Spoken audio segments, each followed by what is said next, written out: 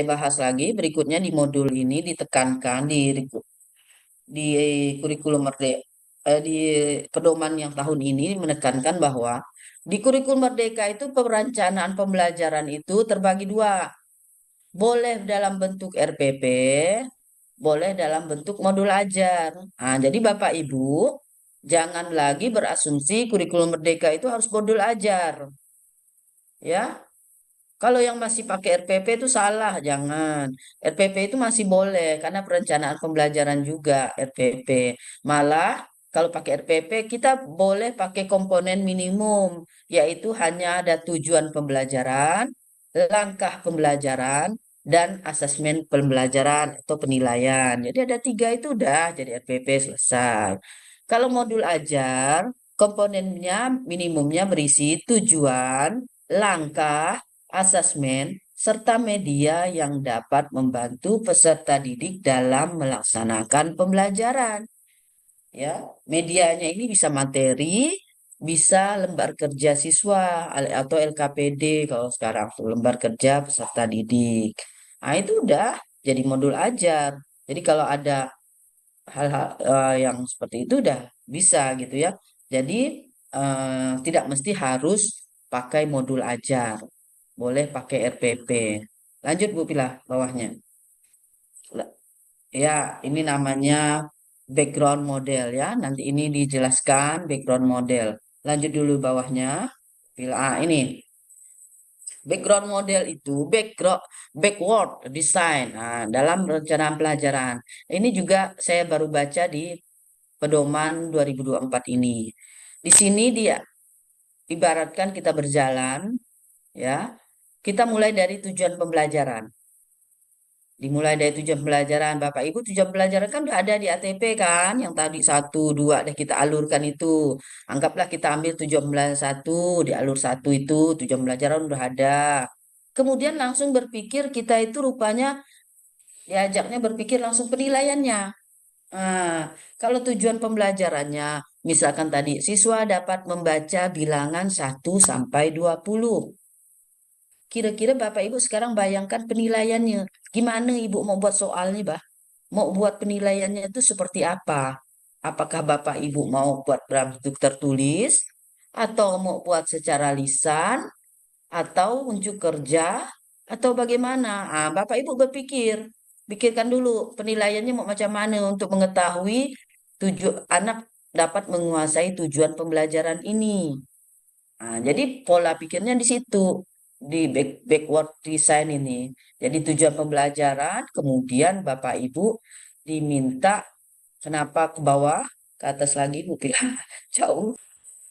Jadi nanti kita bahas ini Bapak Ibu ya, yang lebih saya sekarang itu menekankan ke guru, oh masuk akal juga. Jadi kita buat tujuan pembelajaran dulu, buat soal dulu, pikirkan soalnya seperti apa untuk tujuan pembelajaran ini, baru sekarang pikirkan langkah pembelajarannya. Bagaimana cara kita membuat langkah pembelajaran ini. Ah, ya, langkah pembelajarannya naikkan ke atas Bu Pila. Satu langkah ke atas. Ah, ini di langkah pembelajaran ini yang harus kita ambil seperti ini, bagaimana agar peserta didik senantiasa fokus, bersemangat sepanjang kegiatan. Bagaimana saya sebagai pendidik akan membantu setiap individu atau peserta didik memahami pembelajaran. Bagaimana saya mendorong peserta didik, bagaimana dapat menunjukkan pemahaman mereka, bagaimana saya akan menyesuaikan langkahnya. Nah, seperti itu ya, Bapak Ibu. Seperti itulah yang kita pikirkan bagaimana langkah-langkah kita agar peserta didik kita itu menguasai atau mencapai tujuan pembelajaran kita. Bawakan lagi Bu Pilar. Bawakan. Satu ke bawah. Oke, bawah. Ah, ini contoh RPP. Sengaja saya tidak bahas modul ajar. Kalau modul ajar Bapak Ibu silakan lihat banyak contoh modul ajar, tapi saya gunakan desain RPP yang sederhana. Bapak Ibu RPP sederhana ya seperti ini tadi, tujuan pembelajaran, langkah pembelajaran, penilaian. Saya harap dengan, terutama ini tuh saya buat, kalau di sekolah saya itu ada dua desain. Ini silakan pilih mau yang kolom-kolom atau yang baris seperti biasa.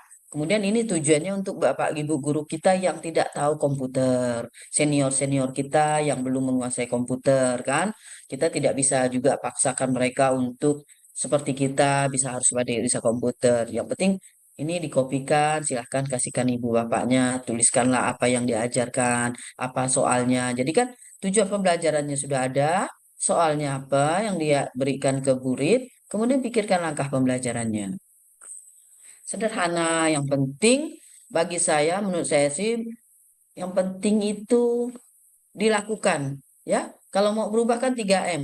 Mulai dari hal yang mulai dari diri sendiri, mulai dari sekarang, mulai dari yang hal kecil saja, Bapak Ibu. Jadi jangan berpikir berat-berat, "Aduh, susah modul aja, nggak usah, buatlah seperti ini ya.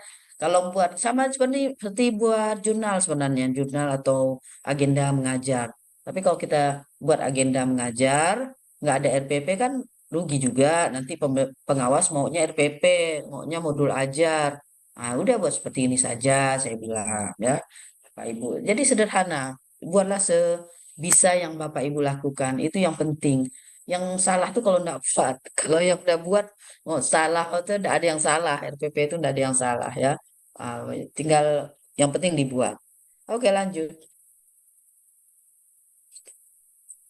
Ya, Asesmen. asesmen ya, asesmen saya jelas.